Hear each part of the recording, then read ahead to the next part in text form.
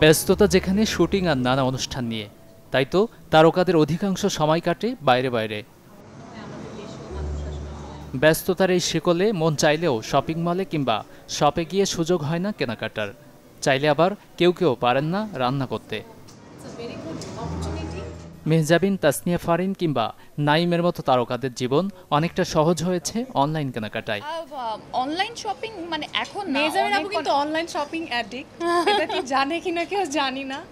উনি প্রতিদিনই কিছু না কিছু অর্ডার করে এবং ওনার পার্সেল আসে প্রতিদিনই এর কাছে, ওর কাছে বাইরে থেকে নিয়ে আসে। ভেরি ভেরি ট্রু, মানে আমার এই ধরনের একটা সুস্থ অ্যাডিকশন আছে দ্যাট আই লাইক শপিং। যারাই অরিজিনাল প্রোডাক্ট দিবে তাদের সাথেই আসলে পারচেস করা হয়।